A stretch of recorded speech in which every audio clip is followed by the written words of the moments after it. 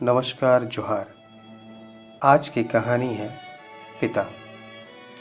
पिता कहानी 1977 में छपी सपना नहीं कहानी संकलन में प्रकाशित हुई थी। इसके लेखक हैं साठोत्तर कहानियों के प्रसिद्ध लेखक ज्ञान रंजन। 60 के बाद की कहानियों में स्थिति और संबंध की धारणा में परिवर्तन हुआ, इसलिए संबंधों के यथार्थ का चित्रण 7वें दशक की कहानी में नई कहानी से थोड़ा भिन्न है। इस दशक में संबंधों के स्थायित्व का मिथ टूटा और कहानीकारों ने नए जीवन यथार्थ के परिप्रेक्ष्य में बदली हुई जीवन स्थितियों और संबंधों में व्याप्त तनाव, विघटन और जटिलता को देखा, पहचाना और उन्हें कभी आत्मगत, वस्तुगत स्तरों या कभी दोनों के द्वंद्व के रूप में अभिव्यक्त करने का प्रयत्न किया। 77 कहानियों में ज्ञान रंजन का एक महत्वपूर्ण स्थान है। इनकी अधिकतर कहानियों में मानवीय संबंधों के बदलाव और विघटन का बोध होता है। यह महज संबंधों की कहानियाँ नहीं, बल्कि इनमें आज के व्यक्ति की मानसिकता और चिंता भी संलग्न है। पिता ज्ञान रंजन की सबसे प्रसिद्ध कहानी है। कहानी में कथानायक का बड़ा भाई सुधीर, भाभी तथा छोटी बहन आदि पात्र हैं। कहानी में पुरानी पीढ़ियों के विचारों और नई पीढ़ियों के विचारों में संघर्ष है। कहानी में पिता पुरानी विचारधारा के प्रतीक है और कथानायक नई विचारधारा के प्रतीक। पिता कहानी के केवल पिता कथानक के पिता नहीं है, वे उन तमाम भारतीय पिता के प्रतीक है जो अपने पुराने आचार विचार को छोड़ने को तैयार नहीं है और नए आचार विचार को स्वीकार करने की हिम्मत उनमें नहीं है। कहानी में पिता पुत्र के बीच आचार विचार, खान पान, रहन सहन आदि को लेकर हमेशा संघर्ष चलता है। ज्ञान रंजन की पिता कहानी के पिता और उषा प्रियंवदा की कहानी वापसी के पिता में अंतर दिखाई देता है। वापसी कहानी के पिता को परिवार में गौण स्थान है, लेकिन ज्ञान रंजन के पिता कहानी में पिता के प्रति उनकी संतानों में डर युक्त आदर भाव है। वापसी में परिवार के सदस्यों द्वारा पिता को घर से बाहर निकालने के लिए मजबूर किया जाता है, लेकिन ज्ञान रंजन की पिता कहानी के पिता के प्रति परिवार के सदस्य द्वारा कभी भी ऐसा व्यवहार किया हुआ नहीं दिखाई देता है। पिता कहानी के कथानायक का विशिष्ट ये है कि वह पिता के विचारों से संघर्ष करता है, लेकिन उनके विचारों का विरोध नहीं करता। पुत्रों के द्वारा घर में नई चीज़ें लाने पर पिता को कभी उत्साह नहीं होता।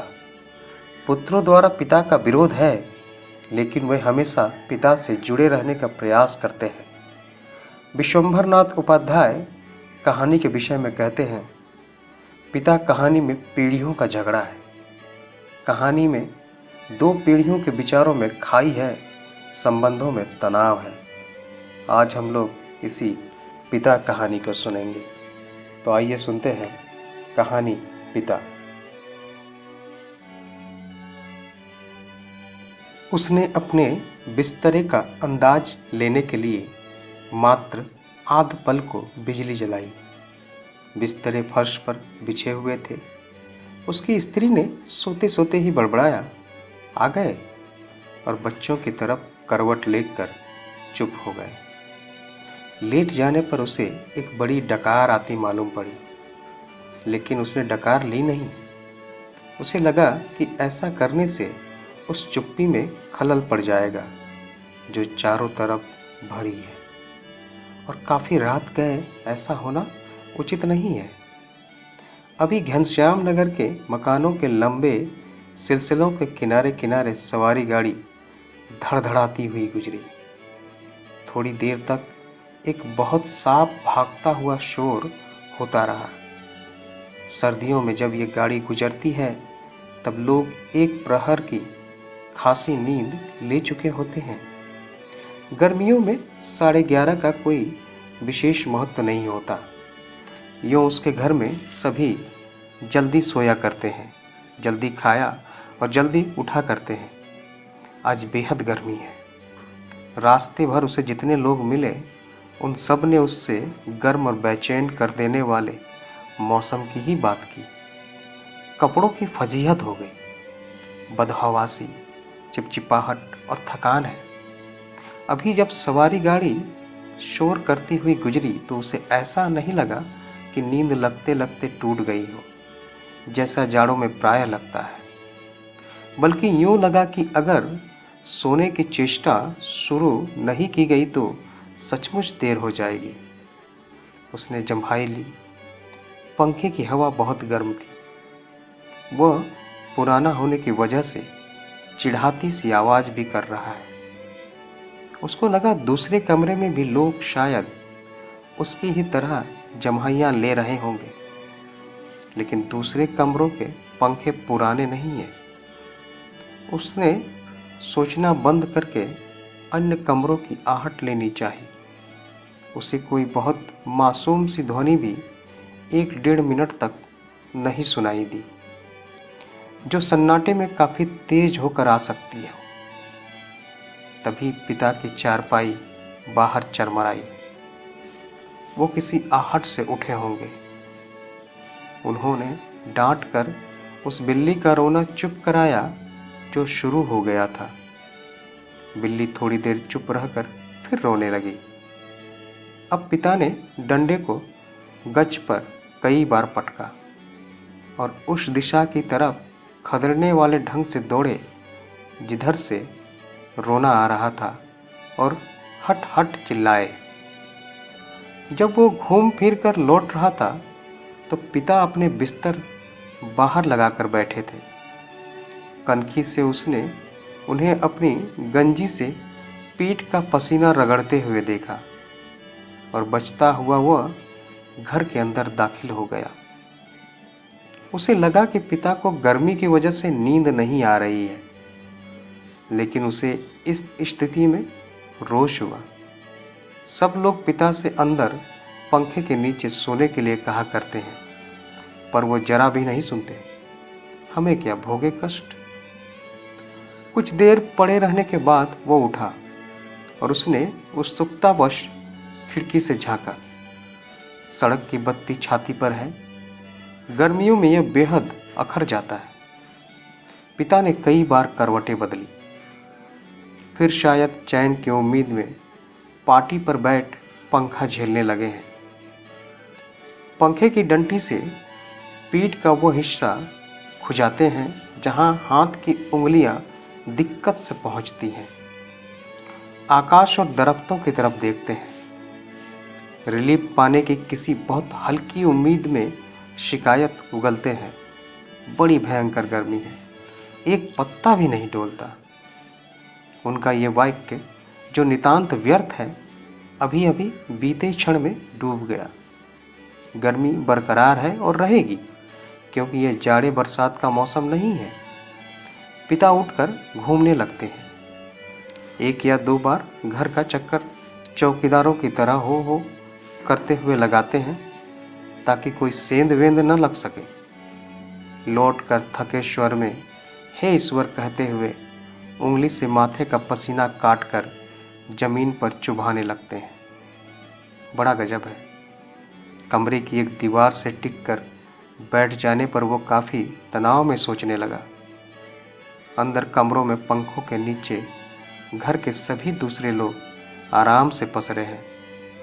इस साल जो नया पेडस्टल खरीदा गया है वो आंगन में दादी अम्मा के लिए लगता है।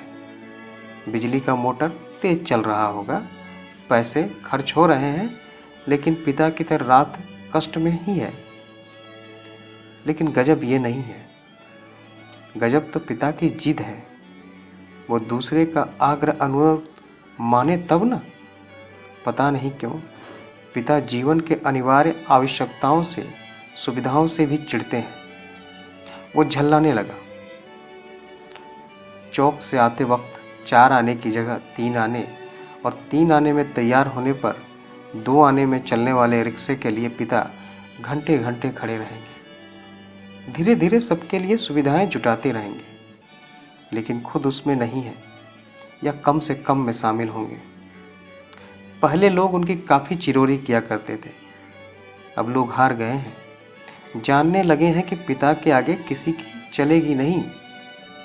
आज तक किसी ने पिता को वॉश बेसिन में मुंह हाथ धोते नहीं देखा। बाहर जाकर बगिया वाले नल पर ही कुल्ला दातुन करते हैं।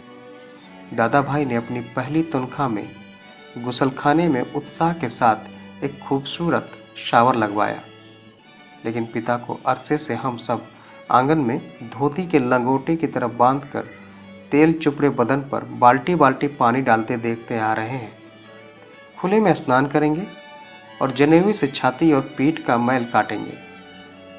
शुरू में दादा भाई ने सोचा पिता उसके द्वारा शावर लगवाने से बहुत खुश होंगे और उन्हें नई चीज़ का उत्साह होगा। पिता जब कोई उत्साह प्रकट नहीं किया तो दादा भाई मन ही मन काफ़ी निराश हो गए। 1-2 बार उन्होंने हिम्मत करके कहा भी, आप अंदर आराम से क्यों नहीं नहाते? तब भी पिता आसानी से टाल गए। लड़कों द्वारा बाजार से लाई बिस्कटें, महंगे फल, पिता कुछ भी नहीं लेते। कभी लेते भी हैं तो बहुत नाक भौं सिकोड़ कर।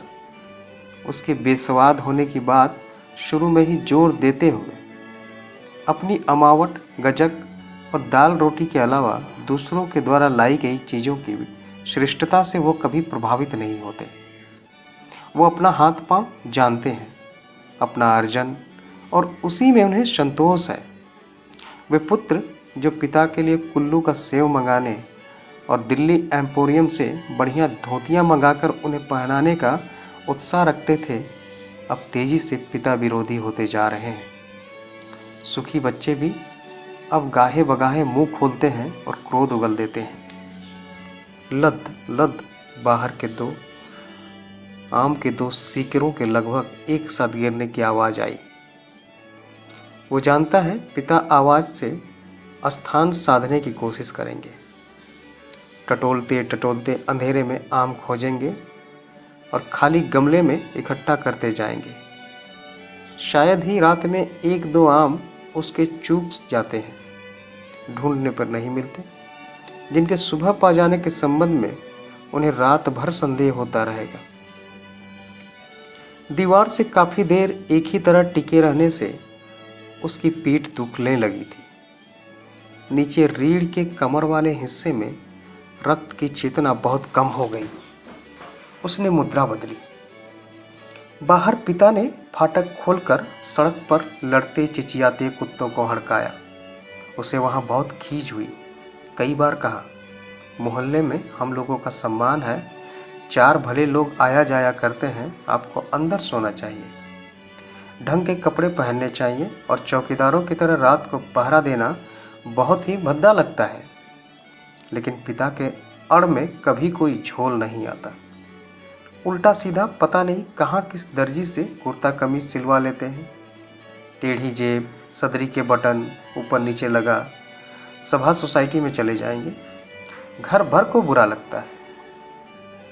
लोगों के बोलने पर पिता कह देते हैं, आप लोग जाइए ना भाई, कॉफ़ी हाउस में बैठिए, झूठी वैनिटी के लिए बैरा को टिप दीजिए, रहमान के यहाँ 1.5 रुपये वाला बाल कटवाइए, मुझे क्यों घसीटते हैं। लोगों का बोलना चुटकी भर में धरा रह जाता है। पिता वैसे तो चुप रहते हैं, लेकिन जब बात बहस में उन्हें खींचा जाता है तो काफ़ी करारी और हिंसात्मक बात करते हैं। उल्टे उन्हें घेरने वाले हम भाई बहन अपराधी बन जाते हैं। कमरे से पहले एक भाई खिसकेगा, फिर दूसरा, फिर बहन और फिर तीसरा। चुपचाप सब खींचे हारे खिसकते रहेंगे। अंदर फिर मेरी माँ जाएगी और पिता, विजयी पिता कमरे में गीता पढ़ने लगेंगे या झोला लेकर बाजार सौदा लेने चले जाएंगे। होता हमेशा यही है। सब मन में तय करते हैं आगे से पिता को नहीं घेरेंगे, लेकिन थोड़ा समय गुजरने के बाद फिर लोगों का मन पिता के लिए उमड़ने लगता है। लोग मौका ढूंढने लगते हैं पिता को किसी प्रकार अपने साथ सुविधाओं में थोड़ा बहुत शामिल कर सकें। पर ऐसा हो नहीं पाता। वो सोचने लगा, भूख के सामने खाते समय होने वाली व्यथा शरीर की किसी स्थिति में हम रहा करते हैं। यद्यपि अपना खाना हम कभी स्थगित नहीं करते, फिर भी पिता की असंपुक्ति के कारण व्याकुल और अधीर तो है ही। पिता अद्भुत और विचित्र है, वो सोचते हुए उठा। कमरे में घूमने या सिगरेट पी सकने की सुविधा नहीं थी, अन्यथा वो वैसा ही करता। उसने सो जाने की इच्छा की और अपने को असहाय पाया। शायद नींद नहीं आ सकेगी, ये ख्याल उसे घबराने लगा। पिता अद्भुत और विचित्र है, ये बात वो भूल नहीं रहा था। पिछले जाड़ों में वो अपने लोभ को कुचलकर बमुश्किल एक कोट का बेहतरीन कपड़ा पिता के लिए लाया। पहले तो वो उसे लेने को तैयार नहीं हुए, लेकिन माँ के काफ़ी घुड़कने फुड़कने से राजी हो गए और उसी खुलादाबाद के किसी लंपटू दर्जी के हाथ सिलाने चल दिए। सुधीर ने कहा, कपड़ा कीमती है, चलिए एक अच्छी जगह आपका नाप दिलवा दो, वो ठीक सिएगा, मेरा परिचित भी है। इस बात पर पिता ने काफ़ी हिकारत उगली। वो चिढ़ उठे, मैं सबको जानता हूँ, वही म्युनिसिपल मार्केट के छोटे मोटे दर्जियों से काम कराते और अपना लेबल लगा लेते हैं।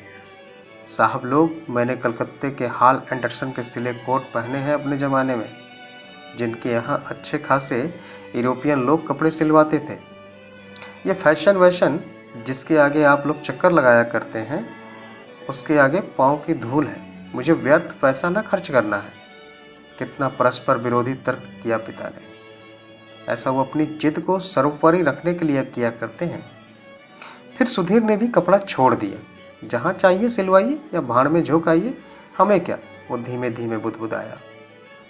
ए, पिता बाहर अबका कर उठ पड़े। शायद थोड़ी देर पहले जो आम बगीचे में गिरा था, उसकी आवाज़ जैसे अब सुनाई पड़ी हो। वो खिड़की के बाहर देखने लगा, किंचित टिका टिका सा।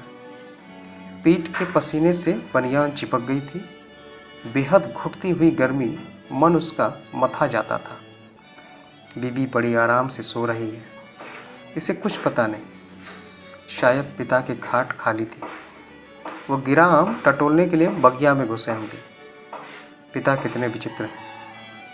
लंबे समय से वो केवल 2 ही ग्रंथ पढ़ते आ रहे हैं, यंत्रवत, नियमवत, रामायण और गीता। लंबे 35 वर्षों तक अखंड केवल रामायण और गीता। उसके पहले युवा काल में जो कुछ जितना कुछ पढ़ा हो उन्होंने, उसे कभी भयावह, कभी सम्मानजनक, कभी झूठ लगता। ये देख सोच कर कि कोई व्यक्ति केवल 2 पुस्तकों में ज़िंदगी के 35 वर्ष काट सकता है, और वो कैसे काट लेता है। तभी उसका बच्चा कुनमुना कर रोने लगा। उसने तपाक से खिड़की छोड़ी और अपने बिस्तर पर झूठ मूठ सो गया। ऐसा न हो कि देवा बच्चे के रोने से उठ पड़े, उसे संदिग्धावस्था में देख बहुत से बेकार प्रश्नों द्वारा हलकार करना शुरू कर दे। देवा बच्चे के मुंह में स्तनदे पहले से बेखबर हो गई। वो खुद बिस्तरे पर सोता मालूम पड़कर भी जागता रहा। स्तन चूसने की चप चप आवाज़ आती रही और थोड़ी देर बाद बंद हो गई। उसने तय किया कि वो देवा के बारे में ही कुछ सोचे अथवा उसके शरीर को छूता रहे। उसने देवा के कुल्हे पर हाथ रख दिया, लेकिन उसे तनिक भी उत्तेजना अपने अंदर महसूस नहीं हुई। उसने थोड़ी देर उत्तेजना की प्रतीक्षा की और अपनी इस हरकत से ऊब होने लगी और मन में लांछित करने लगा। बाहर पिता सोया जाग रहे हैं। जैसा भी हो, वो बड़े ज़बरदस्त हैं। इस समय बाहर रहकर बाहरी होते जा रहे हैं। घर के अंदरूनी हिस्सों में लोग आराम से या कम आराम से किसी तरह सो तो गए होंगे। वो विषादग्रस्त हुआ और अनुभव करने लगा, हमारे समाज में बड़े बूढ़े लोग जैसे बहू बेटियों के निजी जीवन को स्वच्छंद रहने देने के लिए अपना अधिकांश समय बाहर व्यतीत किया करते हैं।